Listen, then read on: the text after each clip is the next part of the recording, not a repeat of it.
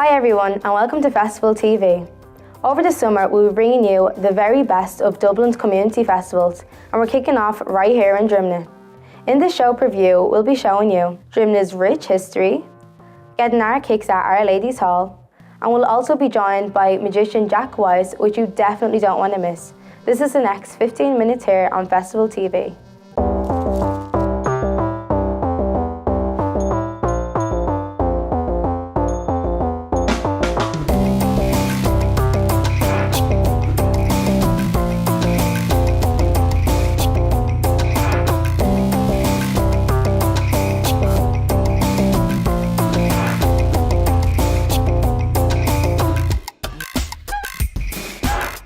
And to kick off the series, I'm joined by Amanda Whitehead, one of the organisers of the Drimnagh Festival. Now Amanda, how long has the festival been running? We are 4 years old this year. 4 years. Holy moly. And what are people going to see this year that they haven't seen in previous years? A lot more. So this year we've got a Teen Line Talent stage, which is kind of the big focus of the Saturday events. So it's going to be like it's a kind of stage for all the local performers to perform on. So we've got a lot of acts from the local area, like we've got Sing Act Dance, who I keep pronouncing wrong, but Sing Act Dance is their name, and we've got the Diamond Twirlers, we've got some Bosco singers, and then we've got some bands as well. Some up-and-coming bands are going to come over and perform for us as well. So that's a major thing for us this year. We've never had anything like that before. So that's one of the things. Jack Wise, who we've mentioned already, in his sword swallowing, he's nuts, but he's going to do some sword swallowing on the day. He's also a ventriloquist, he's a pickpocketer, he's a magician, he's a comedian, you know, he's just nuts. So do you think there's been a sense of excitement around the community? Definitely, yeah. I was talking actually somebody yesterday from Sing Act Dance, and they were saying everyone they talk to knows about it as well, so which is pretty good for us because that's never happened before either. So I think this year is our biggest year yet. So what's your personal highlight of the festival? I think this year for me would be the Teen Line Talent stage, because it's something we've never done before. It's something we've pulled together, and a lot of bands that are coming over, they're doing it for free, like, you know. So, and it's to promote Teen Line, it's to promote Drimnagh, it's to, you know, Teen Line lost all their funding this year from the HSE, so it's to raise funds for them essentially is what that stage is going to do. But it's also to kind of give local bands a place to perform as well. So. And how can people find out more information about the festival itself? So we have a Facebook page, which is facebook.com/Drimnagh. And we've also got a blog, which I've only just started updating as well. But what I've been doing is I've been doing kind of interviews with local people. Like I did one with Jack Wise, I did one with the guys who are looking after the stage on the Saturday. I found a guy who used to live in Drimnagh, who doesn't live there. He hasn't lived here since he was a kid. So I interviewed him recently as well. So but that's drimnaghsgood.com. Thanks a million, Amanda, and good luck with the next few days anyways. Thank you very much. Next up we have local historian Michael Keogh, and this is his 3-minute tour. This is Lansdowne Valley. It's belonged to the Marquis of Lansdowne, who had 250 acres in this whole area, which included Drimnagh Castle and all the way up that way to the right and to the left of us. And here we have the River Camac, which runs from the Ballascorney Mountains all the way down and out into the Liffey through the lands of Lansdowne, and that's why it's called Lansdowne Valley. Now, it is very crooked, as you can see, and this is supposed to be where Crumlin got its name. The Crooked Glen, or the Crooked Stream. In the Irish language, Crumlin. Although there's always disputes about that, but that's the origin of Crumlin, which started here at this part of Drimnagh. This is the best part, actually, of getting a look at what it's like, the Crooked Glen, from this end. This is Drimnagh Castle, and this is where Drimnagh got its name, from the sandy ridge. The castle itself dates back to the 12th century, from the Barneville family. The Christian Brothers then, after several owners, took over the school here, or the castle here, in 1954, where the first educational boys were brought in, and they had classes in the ballroom before the actual school was built out there around 1957. Welcome to the new Drimnagh. The previous bit you've seen was the old Drimnagh. This is the new Drimnagh, which was developed between 1930 and the 1940s. People came from the inner city out here to live. And on the left there is the school, the primary school, and which later became a secondary school, which is Scolmira na Jack Collier, Our Lady of Good Counsel.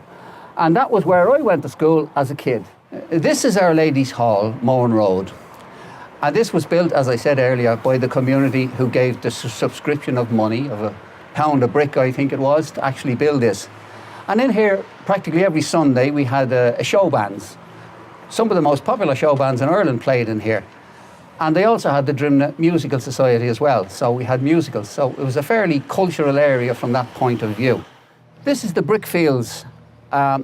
All of this green area that you see here and down further towards the canal was all part of the Dolphin's Barn brick company. And the Dolphin's Barn brick was a very distinctive brick. It was a yellow brick. So this area is a playing field now and a lot of football pitches here. This is also part of the Brickfield Works, believe it or not, even though it's on Slieve-na-Mon Road. All the houses were not there at the time, so it went from the Crumbling Road right down to the Lewis stop here on Slieve-na-Mon.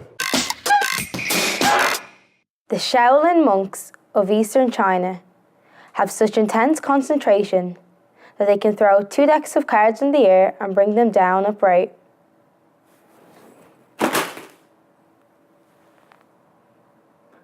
Some things should just be left to the professionals. Fortunately, Drimnagh is well served when it comes to martial arts, as Koketsu discovered at Our Lady's Hall. Brazilian Jiu-Jitsu is a style of martial arts which involves joint locks and submission, using leverage rather than power. We are here at the Drimnagh Community Centre, a women's-only boxing centre, where we meet Dave, a Brazilian Jiu-Jitsu blue belt and Irish international kickboxer.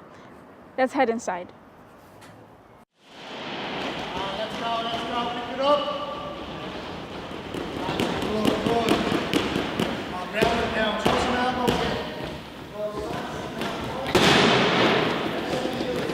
Hi Dave, tell us a bit about yourself and how you got involved in kickboxing. I got involved in kickboxing when I was around 15, so we're going back a good few years now. I started training with Joe Canning down in Sing Street, and from there I represented Ireland a few times over in America, England, and I just recently came back from Brazil where I was over there training another martial art called Brazilian Jiu-Jitsu. And I came back with a black belt and we started a club here. He's since gone back to Brazil, but I'm keeping the kickboxing going. What do you think is your role in the festival that's coming up as a kickboxing club? The role I'm going to be playing is just showing the demonstrations, showing people what we can do and all, and just showing the training side, showing them what sort of a workout they're going to get from it. Do you think kickboxing teaches life lessons? I do, yeah. I think a lot of people nowadays are very frustrated and they've got a lot of stress, work-related and all that sort of stuff. They come down here for an hour and just unwind, unleash a little bit of stress, and as it says, get them fit as well at the same time. Okay, so the first move I'm going to do is going to be a jab. It's the basic move. When I throw it, I'm going to step forward with the front foot as well. So it's a little and come back. So you twist the hips into it, out and back, and back. My name is Anna, and I started training with Dave about nearly 5 years ago. I was pretty overweight and wanted to lose weight and get fit, so I started off just doing general training with him, and then one-on-one he had me boxing, so I got pretty into boxing and ended up doing white-collar boxing and some fighting and kickboxing, and that's pretty much it. Started getting ambitious. Yeah. Hi, my name's Aoife. I live in Drimnagh, around the corner. I started Boxercise about 18 months ago, clearly to keep fit, but all for coordination. But I love it. It's great fun and best people you could meet, and I'm really very happy doing it. I love the buzz I get from boxing. It's a total stress relief. You feel tired when you get home, but you feel exhilarated. I just think everyone should try it and feel powerful. Whoa, you've seen the girls do their thing. We've met Anna, CJ, Aoife, and Dave. If you want to see more, come to the festival on the 13th of June, Friday. I'm out. Now, next up on Festival TV, it's a privilege to welcome Jack Wise, magician, ventriloquist and international man of mystery. Now Jack, how did a young lad from Dublin 12 become World Street Performance Champion? It must have been a crazy journey. Well, I started out doing magic when I was maybe 10 or 12, and I learned it in Spar, nicking sweets, using sleight of hand to procure things that didn't belong to me, which used to amuse my mates in school. And then I kind of went through school. I wasn't much of a student, to be honest with you. I definitely wasn't a grade A student. I didn't turn up for a fair bit of the leaving cert, and through the jigs and the reels, I ended up working in nightclubs, performing close-up magic in the VIP suite in the pod. Then I started doing some stand-up comedy. A friend of mine booked me into the Halfpenny Comedy Club without telling me, which then she gave me 2 weeks warning. I thought the crowds wouldn't like the kind of mix of magic and comedy, but they loved it. So then I went from there to doing a few festivals, and a guy called Mark Duckenfield, he saw my act in the Laughter Lounge, and he asked me to do some stuff at the Street Performance World Championships, which I won in 2010, yeah. And then did a kind of tour of the States and Canada. And is it important for you to keep a sense of fun in your act rather than going down the melodramatic route that a lot of other magicians take? I just think telling an adult that you're magic and expecting them to believe you is it's a bit special, you know. It's a bit kind of like, it's questionable. And what on earth possessed you to take up sword swallowing? I saw it at a fair in Donegal. There was, I don't know, it was like, must have been a circle. I was young, and I just went, this guy's cool. Would you like to give us a taster right now so we can all see? Yeah, no problem, no problem. Here it is. That's my sword, 24-inch solid steel sword. Okay, so. Here we go. Which way we go? We face this way? Yeah? Yeah. Okay.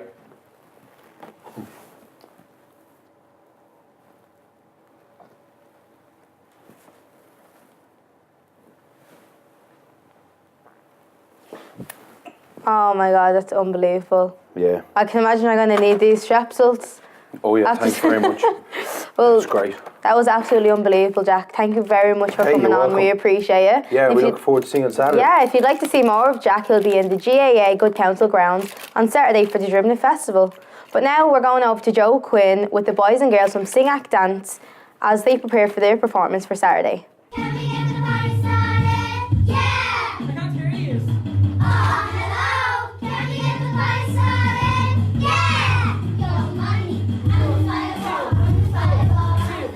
Hi and welcome to Festival TV, and we're here in Our Lady's Hall in Drimnagh, and we're here to see and talk to Sing Act Dance, who are going to take part in this year's festival. I'm from Drimnagh originally.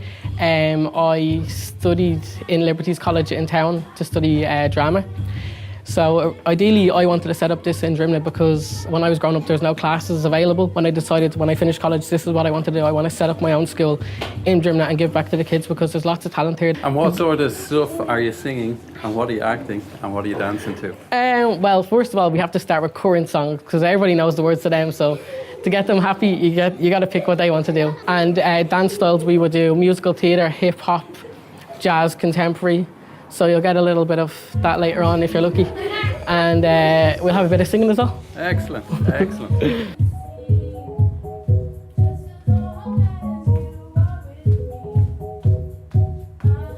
Hi Sophie. Hiya. So what song are you going to be singing at this year's festival? In the festival this year I'll be singing Rather Be by Clean Bandit. Like I'll be standing in front and then the girls will be dancing behind me. Yeah, are there much preparations for the festival day? We've had like hard practice every week, and Tony's being hard on us to make sure we're on point on the day. Hi Ella. Hi. You've been here since early morning practicing again for the festival. And how is the preparations going? Great. And what are you doing in the festival? I'm an understudy for singing and I'm going to be dancing. I do acting in school and I like writing poems and stories and all. And I bring them into school and read them out to the class. And do you have a lot of friends here?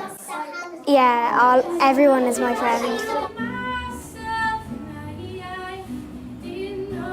So, we're joined here by Emily. So how did you get involved in Sing Act Dance? I was actually in a school talent show in December and Tony was helping out with it, and he was talking about this Sing Act Dance, and he was saying, oh, I think you'd be into it and all. So I came down the first week for a trial. That's what I loved that I did, so I came back. Brilliant. And you play guitar? I'm actually doing an original song in the show on Saturday, I am. Yeah, that's so brilliant. Should be good. Thanks. Thanks.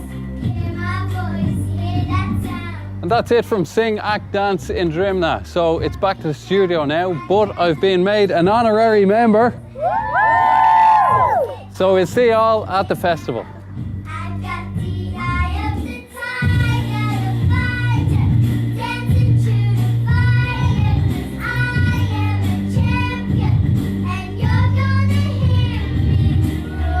That's it for today. We've another packed show for you on Sunday, where we'll be bringing you all the fun from the fair from the opening day of Drimnagh Festival. Stick with us on Festival TV and I'll see you again on Sunday.